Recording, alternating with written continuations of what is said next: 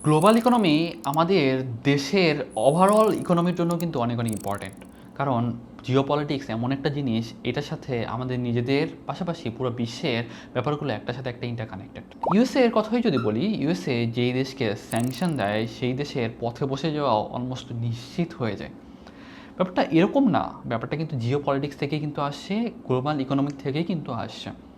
যখন ইউএসএ একটা দেশকে স্যাংশন দেয়, দ্যাট মিনস তার জন্য বহির্বিশ্বের সাথে একটা সম্পর্ক রাখাটাও অনেক রকম নিষিদ্ধই বলা যায়। আপনি চাইলেও আপনার দেশ থেকে কোনো একটা জিনিস এক্সপোর্ট করতে পারবেন না, অন্য দেশ থেকে ইম্পোর্ট করতে পারবেন না, বা ইম্পোর্ট করতে গেলেও অনেক বেশি পরিমাণ শুল্ক দিয়ে সেই জিনিসটা কিন্তু এক্সপোর্ট করতে হচ্ছে।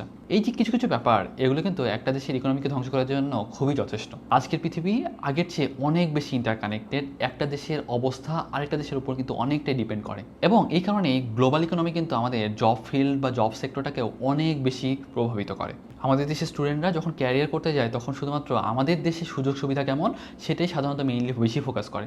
কিন্তু এক্ষেত্রে আমাদের গ্লোবাল ইকোনমির সাথে সাথে গ্লোবালি সেই স্কিলের, সেই পড়াশোনা, সেই ডিগ্রির কতটুকু গ্রহণযোগ্যতা আছে এবং সেটার ফিউচার কী সেটা নিয়েও কিন্তু চিন্তাভাবনা করাটা খুবই খুবই ম্যান্ডেটরি। এই গ্লোবাল ইকোনমির যুগে এসে অন্য দেশে সেই স্কিল বা সেই দক্ষতার যদি কোনো ডিমান্ড না থাকে, আস্তে আস্তে সেই ডিমান্ড আমাদের দেশ থেকেও হারিয়ে যেতে থাকবে। এবং আমরা যদি সেই অনুযায়ী নিজেদেরকে মডিফাই করতে না পারি, নিজেদেরকে চেঞ্জ করতে না পারি, নিজেদেরকে স্কিলফুল হিসেবে তৈরি করতে না পারি, তাহলে কিন্তু আমরাও আস্তে আস্তে হারিয়ে যেতে থাকবো। অনেক ইকোনমিস্টই বলেন যে সামনের দিনগুলো হবে নলেজ বেসড ইকোনমি। যার কাছে যত বেশি নলেজ থাকবে, যত বেশি ইনফরমেশন থাকবে, সে তত বেশি এগিয়ে যাবে, সেই দেশ তত বেশি সম্পদশালী হবে এবং উন্নতির দিকে এগিয়ে যাবে। এই ফিজিক্যাল লেবারগুলো কিন্তু আমরা আস্তে আস্তে রোবট দিয়ে রিপ্লেস করে ফেলতে পারবো, কিন্তু এই যে ক্রিটিক্যাল থিঙ্কিং, চিন্তাভাবনা করা বা ডিসিশন টেকিং যে প্রসেসগুলো, সেগুলো কিন্তু আমরা চাইলেও কোনোভাবেই একটা রোবট বা একটা কম্পিউটারের উপর ছেড়ে দিতে পারছি না। আমাদের কিন্তু সেটাকে ম্যানুয়ালি হ্যান্ডেল করতেই হচ্ছে।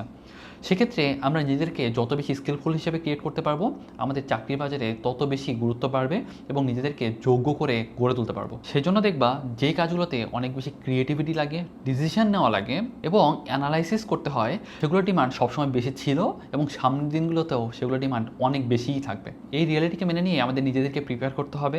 শুধুমাত্র এক্সাম পাস করার জন্য পড়াশোনা করে আমরা কিন্তু আমাদের লাইফে সাকসেসফুল হতে পারবো না। আমাদের সেই জ্ঞানগুলোকে বাস্তব জীবনে কাজে লাগাতে পারতে হবে, নিজেদেরকে পারফেক্ট ক্রিটিক্যাল থিঙ্কার এবং ডিসিশন টেকার হিসেবে গড়ে তুলতে হবে। তখন কিন্তু আমরা নিজেদের জ্ঞানকে কাজে লাগিয়ে কাঙ্ক্ষিত গন্তব্যে পৌঁছাতে পারবো। পড়াশোনা শুধুমাত্র একটা ডিগ্রি অর্জন করার টুলস না, এটা কিন্তু আমাদের ফিউচার ওয়ার্ল্ডকে বোঝার, জানার এবং গ্লোবাল ইকোনমি, জিওপলিটিক্সে আমাদের নিজেদেরকে যোগ্য হিসেবে গড়ে তোলার একটা মাধ্যম। তাই যারা এই ব্যাপারটাকে যত দ্রুত বুঝতে পারবে, যত দ্রুত ধরতে পারবে, তারাই কিন্তু লাইফে এগিয়ে যাবে। আমি শারিত আহমেদ জয় তোমাদের রেগুলার এসএসসি এইচএসসি একাডেমিক অ্যাডমিশনের পাশাপাশি ফাইন্যান্স অ্যান্ড লাইভ লেসন নিয়ে রেগুলার আলোচনা করে থাকি। তোমার যদি মনে হয় যে এই পেজটা তোমার জন্য ইফেক্টিভ, তাহলে অবশ্যই ফলো দিয়ে কানেক্টেড থাকতে পারো। সো থ্যাংক ইউ এভরিওয়ান, আসসালামু আলাইকুম।